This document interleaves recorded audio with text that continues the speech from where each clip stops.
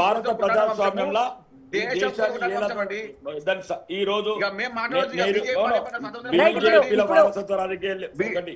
కాదండి, మేము బీజేపీ వాళ్ళిద్దరి పరిపాలన. మల్లికార్జున ఖార్గే గారు పుట్టినరోజు అని వెళ్తే ఓకే ఒక్క నిమిషం అండి. మల్లన్న గారు మాట్లాడాలి, శ్రీవాణి గారు మాట్లాడాలి. ఒక్క నిమిషం మన దగ్గర టైం. సాయి గారు ఒక్క నిమిషం. సాయి గారు ఒక్క నిమిషం. రాకేష్ గారు కన్క్లూడ్ చేయండి. రాజకుమార్ అన్నామండి, ఇంకేమనలేదు. రాకుమార్ అనకపోతే ఏమంటారండి?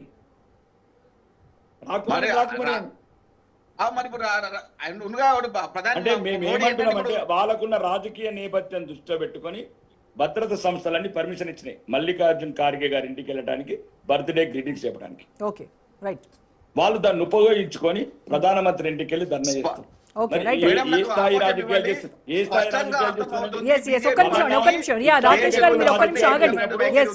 ఇంటెలిజెన్స్ వ్యవస్థలు మల్లన్న గారు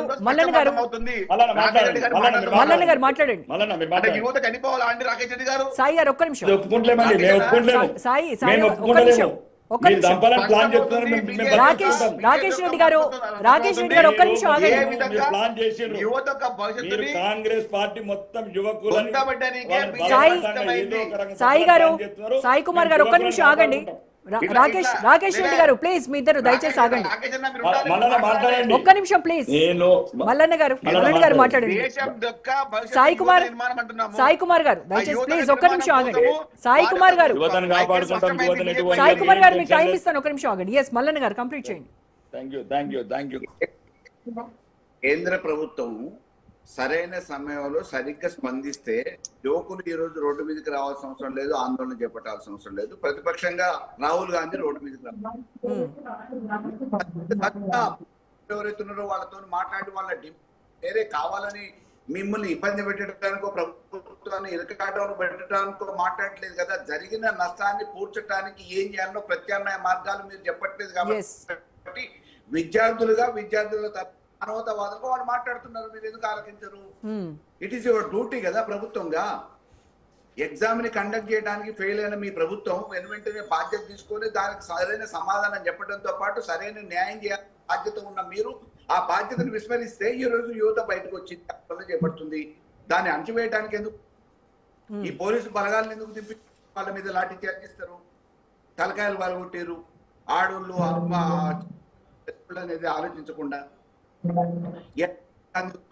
లేకపోతే వాళ్ళ ముసుగులో తీవ్రవాదులు వచ్చిందనంటే మీ దగ్గర యంత్రాంగం లేదా? ఎప్పటికప్పుడు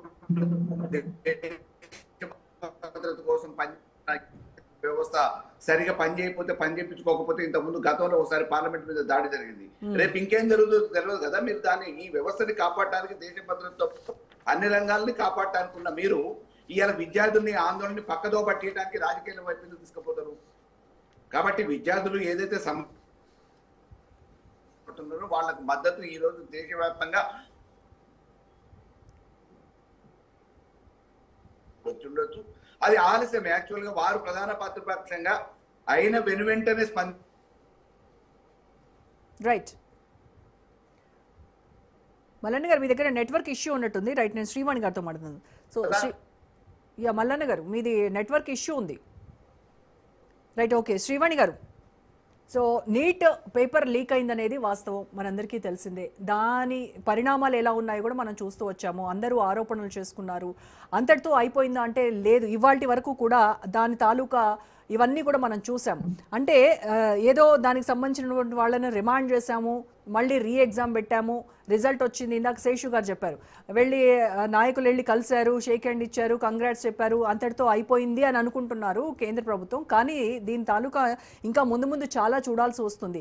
ఇప్పుడు ఏదైతే ప్రతిపక్షం డిమాండ్ చేస్తూ ఉందో ఆ సంబంధించినటువంటి విద్యాశాఖ మంత్రి ధర్మేంద్ర ప్రధాన్ ఖచ్చితంగా రాజీనామా చేయాలి అని వాళ్ళు ఏదైతే డిమాండ్ చేస్తున్నారో అది ఫుల్ఫిల్ అవ్వాలి అనేది. ఇది అవ్వకుండా ఉంటే ఇది ఇలాగే కంటిన్యూ అవుతుంది కదా. ప్రభుత్వం ఏం చర్యలు తీసుకోబోతోంది దీనిపైన? విద్యార్థులు అంటే బీజేపీ పార్టీకి ప్రేమ ఉంది. దేశ నిర్మాణంలో విద్యార్థులే ముఖ్యమైన పాత్ర వహిస్తారు కాబట్టి వాళ్ళు 20 రోజుల నుంచి అక్కడ జంతర్ మంతర్లో ధర్నా చేస్తున్నారు అని అంటే బీజేపీ ప్రభుత్వం వాళ్ళకి ఓపెన్ గా పర్మిషన్స్ ఇచ్చింది. వాళ్ళు డాన్సులు చేసిండ్రు, వాళ్ళకి ఇవ్వాల్సిన దేశాన్ని కించపరుస్తూ స్లోగన్లు ఇచ్చిండ్రు, బర్గర్లు తిన్నారు, నానా రకాల వేషాలు వేశారు. ఎక్కడెక్కడి నుంచో ఏవో ట్రైనింగ్లు తీసుకొని ఏదో ఫండింగ్లు తెచ్చుకొని ఇక్కడికి వచ్చి అరుంధతి రాయ్, ప్రకాష్ రాజ్ లాంటి వాళ్ళు వ్యతిరేక భావాజాలాలు కూడా పిల్లలలో పెట్టి వాళ్ళని కూడా రెచ్చగొట్టే ప్రయత్నాలు చేశారు. ఇక్కడ విద్యార్థులకు జరిగిన అన్యాయం కోసం మనం పోరాడాలి. విద్యార్థులకి మళ్ళీ అన్యాయం జరగొద్దు. విద్యార్థులే దేశ భవిష్యత్తు, దేశ నిర్మాణంలో వాళ్ళు ముఖ్యమైన భాగస్వాములు అని చెప్పి వాళ్ళ కోసం మనం పోరాడాలి. కానీ కేవలం ఒక ఏదో ఫేక్ ఎజెండా కోసము, ఏదో వేరే లెఫ్టిస్ట్ పార్టీల కోసము, లేకపోతే వేరే దేశాల ప్రయోజనాల కోసం అని చెప్పి విద్యార్థుల ముసుగులో, ప్రజాస్వామ్య ముసుగులో చేస్తున్న ధర్నాకి ఎవ్వరు కూడా స్వాగతించరు. ఇది నిరసనగా అనిపించట్లేదు.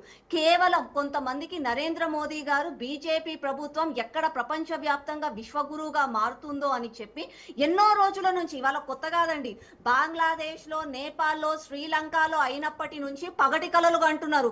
అరే the night is two young, ఇవాళ కాకపోతే రేపు అవుతుంది, మీరందరూ కూడా ముందుకు రావాలి. అప్పుడు అగ్నిపత్ విషయంలో మళ్ళీ ఇంటెలిజెన్స్ ఏమైపోయింది మన తెలంగాణ రాష్ట్రంలో, అప్పుడు కూడా రైల్వే స్టేషన్ లో పోయిండ్రు, అప్పుడు కూడా హంగామా క్రియేట్ చేసిండ్రు. ఇదంతా కూడా కేవలం ఒకరి ముసుగులో కావాలని చెప్పి కొంతమంది అలా చేస్తున్నారు అన్నది అది క్లియర్ కట్ గా అర్థమైంది. కానీ అదే ప్రతిపక్షాలు ఏమంటున్నాయంటే